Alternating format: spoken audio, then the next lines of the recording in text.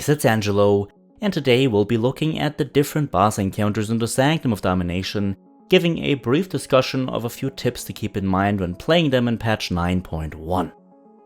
The Sanctum of Domination is freshly released, and since Mythic isn't out yet, these tips will be referenced with heroic content, but of course all of them will absolutely be applicable to Mythic content as well, unless for bosses where very hard encounter changes would force you to do so otherwise, and if that's the case, I will of course tell you next week when Mythic opens. I'll be going over which talents you'll be using for the different bosses and why, as well as discuss which legendary you'll be picking in what situation for those boss encounters as well.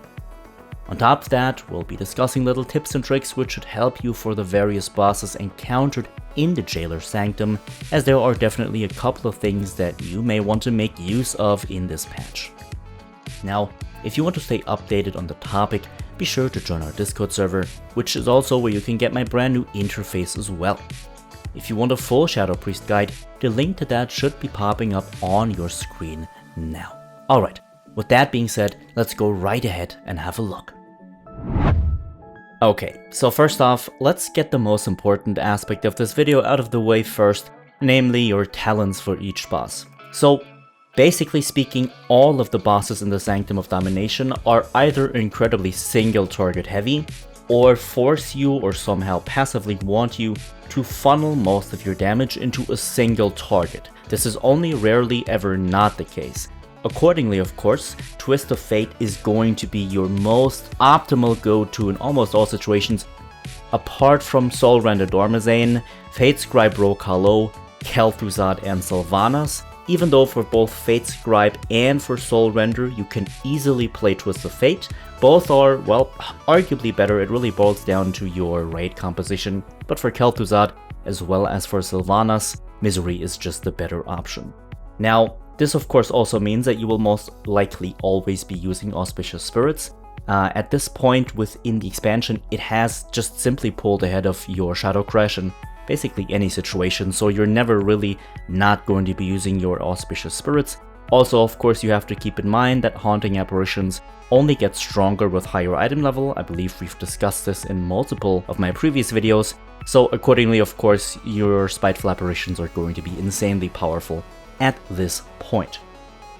Fortress of the Mind is basically used on every single fight. There's no fight really where you can make use of Death and Madness. Maybe on Fate Scribe, but it's not really effective, or much rather it doesn't really do anything for you.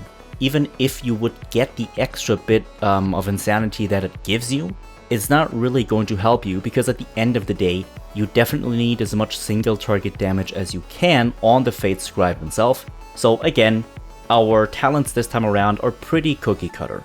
Now, Mindbender of course only gets swapped around if you use another legendary. I'll get to that of course in just a moment. Now, spoiler alert, for most of the bosses you are going to be using the Mindbender, just because again, most of these bosses, even though they do force you to put a lot of single target damage into a single enemy, you just benefit exponentially much more from your Mindbender. Of course, apart from the bosses which are solely single target based, okay? But of course, again, we will get to those. And of course, in your last talent row, we have the Hungering Void, which, similar to both Fortress of the Mind as well as Auspicious Spirits, doesn't ever see you change it, solely because its vast amount of power, specifically in a raid where you do want to funnel as much damage as possible into a single enemy. Now, the good thing about the fact that we don't change our talent build as much, in comparison to Castle Nathria at least, is that, you don't really have to change your playstyle that much, right? Everything effectively for you stays the same. Now, for some of you who are relatively used to using Misery, especially on bosses with multiple targets, so for example, the Eye of the Jailer, or of course Soul Render Dormazane, where you can also use Twist of Fate or Misery, for you this may be a little bit of a shift in playstyle, because you will now either only want to be sniping the Twist of Fates, or you actually have to completely dot up the enemies, with both of your dots. I mean, at the end of the day, it's relatively easy. It's what you should be knowing how to do at this point anyways, so it shouldn't really set you back that far. Okay, now, as we've just discussed, let's actually dive into the legendaries and why you specifically use them and how. Okay, so in order to make this easier to understand for you, let's actually flip around the whole idea of these legendaries, and rather than splitting them for each and every boss accordingly, let's, just make this easier. So you can use the Shadow Flame Prism on every single boss fight in the Sanctum of Domination at all times, at least at the moment, right? If it gets nerfed, then maybe this changes, but for now, that's absolutely the case. You would never have to actually switch your legendary. The Shadow Flame Prism and its playstyle are still arguably your best option. Now, for completely raw and legitimate single target fights, so the Terrorgrew, Painsmith Raznal, as well as, of course, the Guardian of the First Ones, you can absolutely switch the legendaries up and use something else, depending on, what you are, so what Covenant you're playing, and what you have, so Talbadars, or the PYLOT command, as long as you are Necrolord.